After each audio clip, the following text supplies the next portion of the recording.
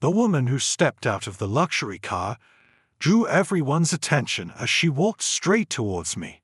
She then said, "I've come to pick you up in your car," and stood close to me, which caused a big stir around us. Joseph's mouth was agape. "Ah, who is that woman?" It wasn't me who answered Joseph's question, but the stunning, model-like beauty Jessica. "My name is Stephen, and I'm 30 years old. I work at a design and engineering company. Today is our high school reunion. It's the first time we've ever had one, but out of nowhere, an invitation had arrived. The sender was Joseph. We met in our first year of high school and pushed each other to aim for a prestigious university. We spent our afternoons studying in the library or study rooms, half studying and half chatting. Joseph and I especially loved cars and often debated about our dream cars. However, we went separate ways in our second year of high school. My father suddenly passed away due to illness. Although I could have tried to apply for university with scholarships, I decided to start working to support my struggling mother. So I got permission from the school to get a part-time job. The part-time job was at the design and engineering company where I now work, and I found the work there very interesting. During high school, they only let me do simple tasks like tracing someone else's designs or doing basic measurements. Eager to become fully competent, I decided to join the company full-time right after high school instead of going to college. When I told Joseph about this, he was upset. He said we had promised to apply for the university together, but my situation had changed drastically. Since then, I haven't been in touch with Joseph at all. I know he successfully got into the prestigious university we aimed for. It's been 12 years since then. I was genuinely curious about how he's been, so I decided to attend the reunion since the invitation was from Joseph. It seemed he was the organizer. I arrived early at the venue and looked for Joseph. I found him right away. Even in high school, he was tall, well-built, and handsome with sharp features. Today, he was wearing an expensive-looking suit, looking even more impressive. As I approached Joseph, he noticed me. "Hey, it's Stephen, isn't it?" He walked towards me with wide eyes. "Joseph, long time no see. How have you been?" I greeted him as I handed over the participation fee, and he nodded with a smile. "I've been well, but really busy. The company I joined after graduating is extremely demanding. But how should I put it? I feel like I'm really contributing to the country, and it's very fulfilling." Contributing to the country? That's quite grand. He works for a famous company that everyone knows. That's impressive. Graduating from such a prestigious university and working at a top company. When I said that, Joseph puffed out his chest a little. "Yeah, I'm doing my best. You are a high school graduate, right? I heard your dad passed away suddenly. That's tough, such a waste of your talent." I smiled wryly. "I'm doing my best at my current company too, but I'm sure my efforts seem small compared to Joseph's." I didn't say much and changed the subject. "By the way, we used to talk a lot about cars back in the day. You always wanted a foreign car." When I mentioned this, Joseph's face lit up. "Oh, you have to hear this. I finally got my dream car." It was the European car brand that Joseph had always admired the most. Excitedly, he pulled out his phone and showed me a picture. "Look at this. The luxury and dignity of this style. Isn't it amazing? You can't help but fall in love with it." I nodded as I looked at the phone. I prefer domestic cars, but the overwhelming presence of foreign cars is undeniably impressive. But you know, the maintenance costs are really high. I don't feel comfortable taking it to just any shop for inspections, so I end up going to the manufacturer, which is expensive, and repairs with foreign cars. Sometimes the parts are discontinued, so getting original parts can be tough. It seemed like he had hit his stride. Maybe the challenges of maintaining it are part of the appeal. Just then, my phone rang. It was Jessica. "It's someone from work," so I need to take this, I said to Joseph and answered the call. Someone from work. Hey, it's your day off, right? Are you working for a sweatshop or something? He teased. Oh. I ignored Joseph and took the call, but Jessica was silent. Hello, can you hear me? What's up? Puzzled by the lack of response, I spoke again. In the background, more classmates had arrived, and Joseph continued bragging about his car. Are you enjoying the reunion? Jessica finally broke the silence. Well, to be honest, not really, I admitted. I had come to talk to Joseph, but after just a bit of conversation, I was already exhausted. He probably didn't mean any harm, but all he talked about were his achievements. I'm sure he worked incredibly hard to get into that prestigious university, and his current job at a major company is demanding. His salary is probably high, and he owns a car that everyone dreams of. For a moment, I silently watched Joseph, who had changed a bit. Then Jessica said, "All right, I'll come pick you up," and hung up. What? I stared at my phone in disbelief. Why did Jessica call me in the first place? While I was puzzled, Joseph spoke to me again. Sorry, I've been talking about myself. What car are you driving now? I replied that I drive a domestic car. Joseph continued, compact cars have low maintenance costs, right? What kind are you driving? Show me. I think sporty-looking wagon types are nice, even if they're just compact cars. Joseph, what's happened to you? I furrowed my brows and looked at him, making him uneasy. Sure, your car is cool, but every car has its own appeal. I prefer domestically made cars. When I said that, Joseph scratched his head awkwardly. Sorry, I was actually really looking forward to seeing you, Stephen. Seeing you brought back all those high school memories. I felt betrayed when you didn't go to T University with me, even though I understand why. I thought if you had come with me, you could have had a car like this too. I sighed. I'm sorry too. Maybe if I had explained things better back then, you wouldn't have felt that way. I found the work at the company where I had my part-time job really interesting and wanted to learn through practice instead of just studying. As I trailed off, a high-end domestic car pulled up outside the venue. That alone caused a bit of a stir, but when everyone saw the woman stepping out of the driver's seat, they were stunned. With a small face, thin lips, a sharp high nose, and almond-shaped double eyelids, her slightly brown wavy hair, her well-proportioned figure, and long slender legs peeking out from her skirt, the woman who stepped out of the luxury car drew everyone's attention.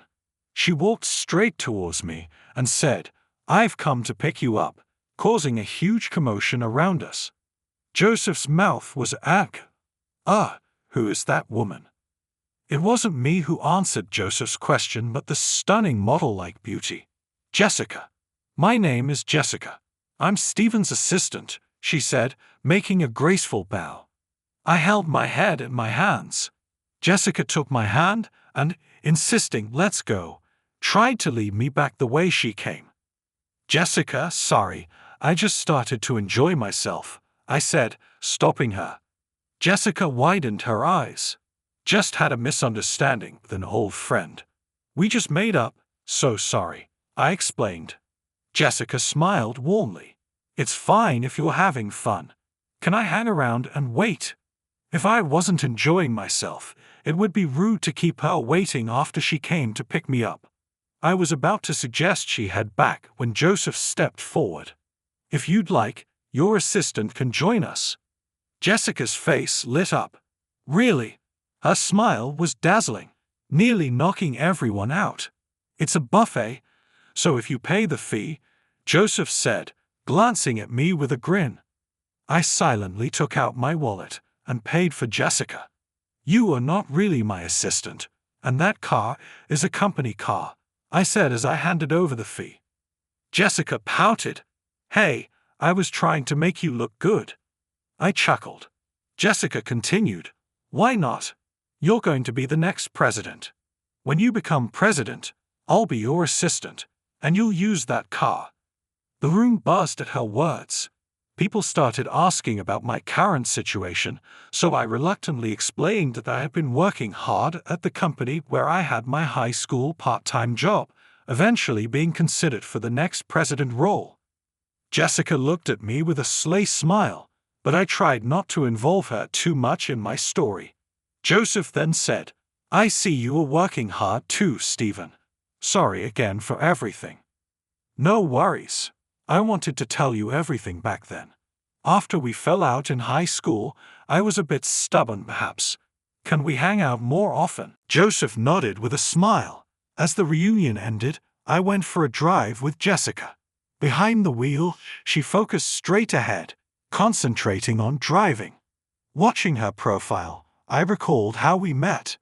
I met Jessica in my second year of high school. It was a few months after I started my part-time job at the company during the summer.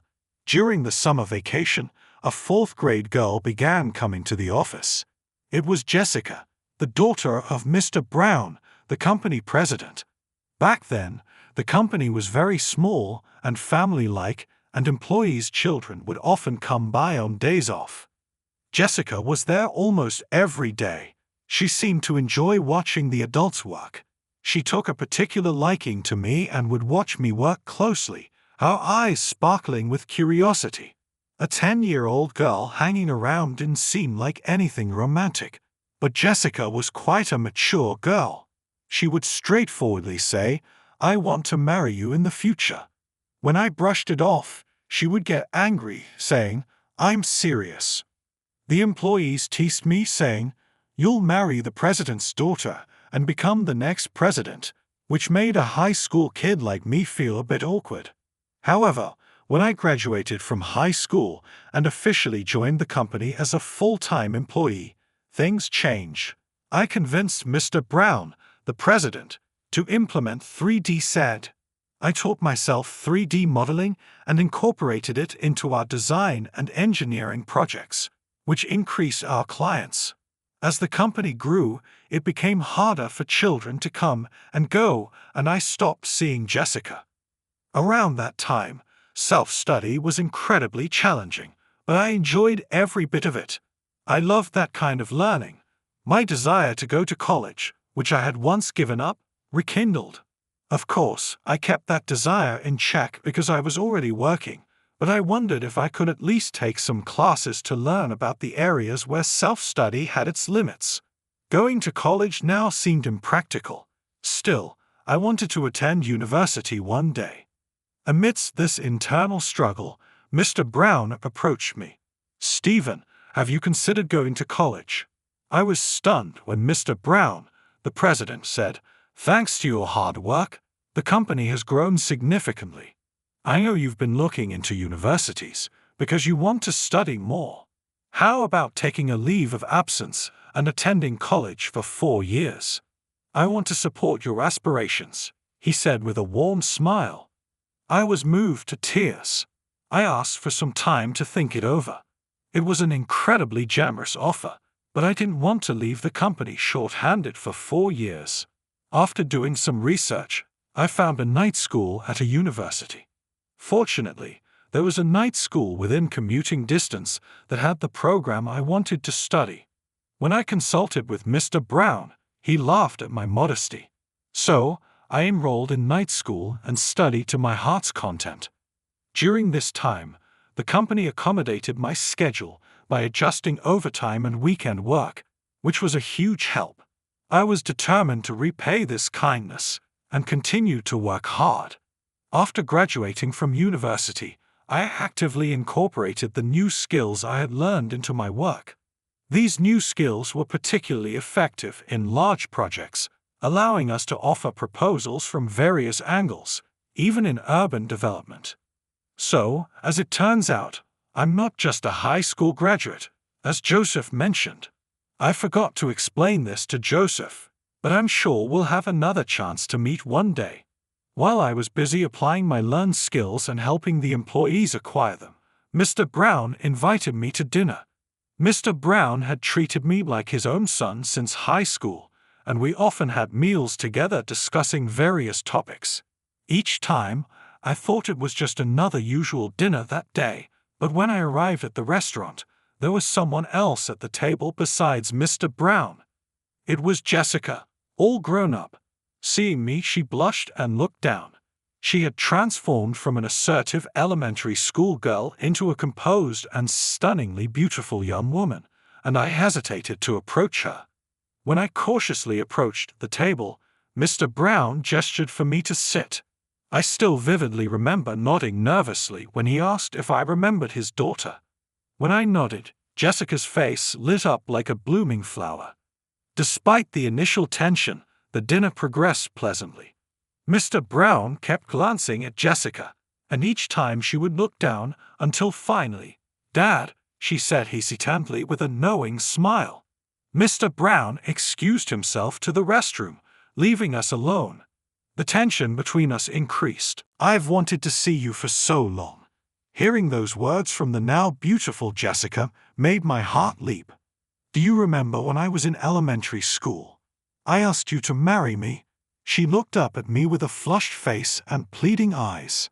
I nodded awkwardly like a robot. Jessica took a deep breath and said the words she had prepared. "I've loved you even when we couldn't see each other. Will you date me with marriage in mind?" The words, spoken rapidly as if exhaling a long-held breath, pierced my heart. I met Jessica when she was still in elementary school, during my sensitive middle and high school years. While others were developing crushes on classmates or teachers, she had carefully nurtured the feelings she had since she was 10. I was deeply moved by that. She had kept her desire to see me suppressed all these years. She had heard about my hard work at the company and decided not to interfere. She had promised her father, Mr. Brown, to focus on her studies until she graduated from university. She worked hard to improve herself, worrying that I might marry someone else in the meantime. Once she was close to graduating and had a job offer from her father's company, she finally arranged to meet me today. Hearing this, I couldn't dismiss her feelings. When Mr. Brown returned from the restroom and said, "I'd feel at ease if it were you, Stephen," with a warm smile, I made up my mind. Definitely, I'd love to date you, Jessica, whose long-held feelings had finally been acknowledged, blushed deeply and shed tears. I knew I had to honor her sincere feelings. I made up my mind to do just that. As we drove, reminiscing about the past, these memories became precious parts of my life. I wondered if I was good enough to deserve Jessica's genuine feelings. Looking at her profile, I said, "Can we take a break?" indicating the parking lot of a nearby park. "Of course," she replied, and the car slowly pulled into the parking lot. It was a fairly large park with a central area full of large playground equipment and a walking path around it. At the end of the path was a small hill with a gazebo. Jessica and I began walking toward the gazebo. "The stars, they're beautiful," she said, looking up. I saw a sky full of stars. Maybe it was because we were in a place with few streetlights or because of the clear winter air, but there seemed to be more stars than usual. "Yeah, they're beautiful," I responded, and Jessica chuckled. Her face seemed to shine more than usual. "I love you, Jessica." As I looked at Jessica's profile, I couldn't help but murmur those words. Jessica blushed deeply. "What, all of a sudden? I'm happy though." I laughed softly. "Well, I was just reminiscing, and I wondered if I was good enough to deserve your sincere feelings. It made me realize I hadn't expressed even half of what I feel. I'm not very good at romance. After graduating high school, I worked tirelessly while attending night school. Time flew by like a storm. During that time, I had no romantic interests and was entirely focused on work. Once I start working, I get completely absorbed. I'm probably the most boring guy ever. Could someone like Jessica, who is 7 years younger than me, really be satisfied with a guy like me? A dull man like me with a beautiful woman who attracts everyone's attention? I don't think we match. Still, I don't want to let Jessica go. I'm afraid you'll realize someday that there are better guys out there." Jessica's face lit up.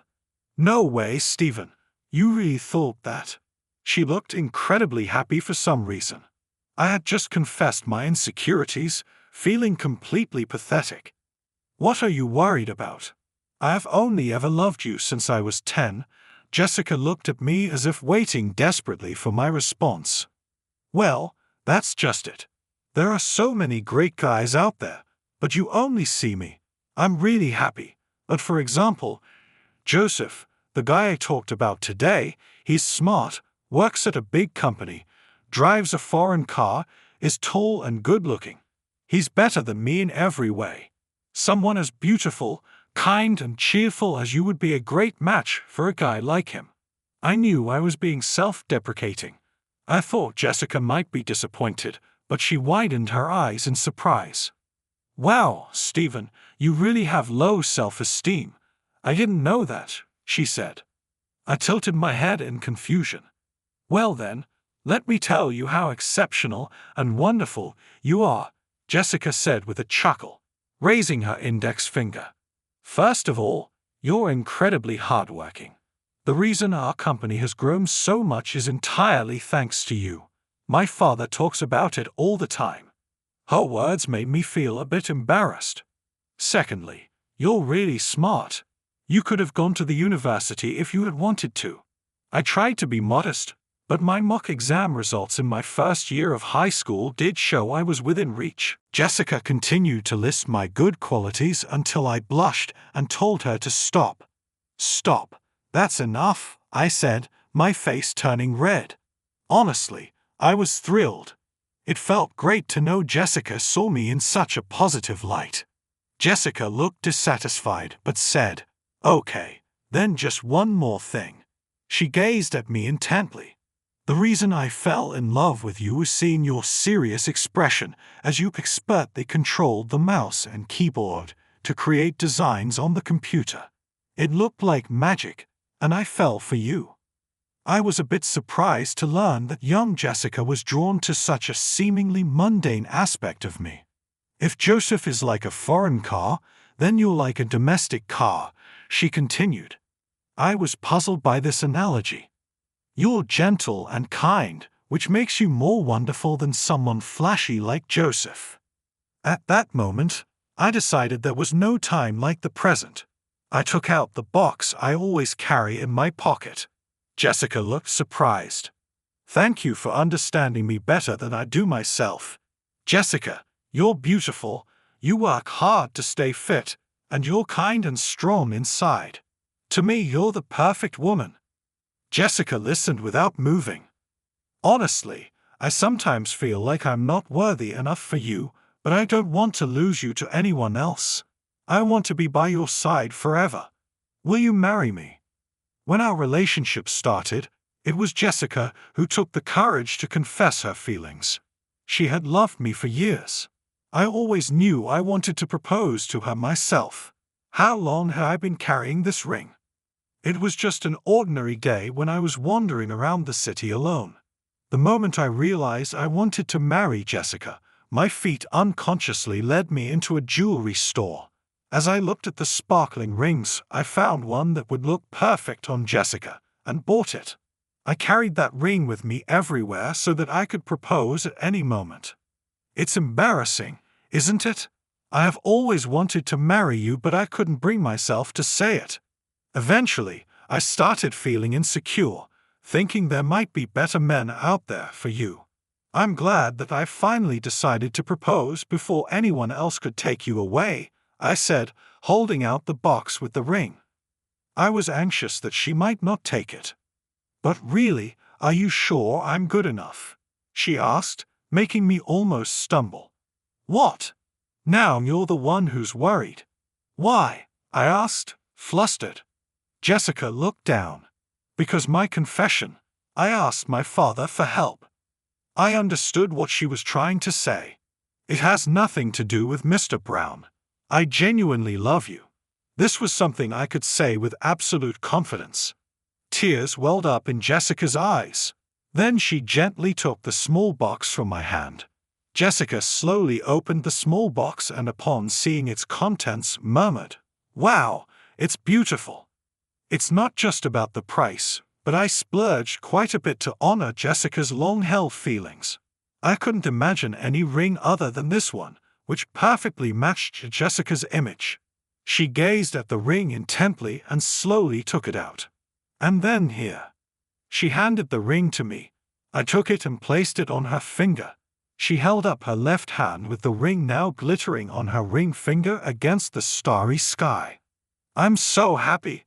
It's so beautiful, even more beautiful than this starry sky."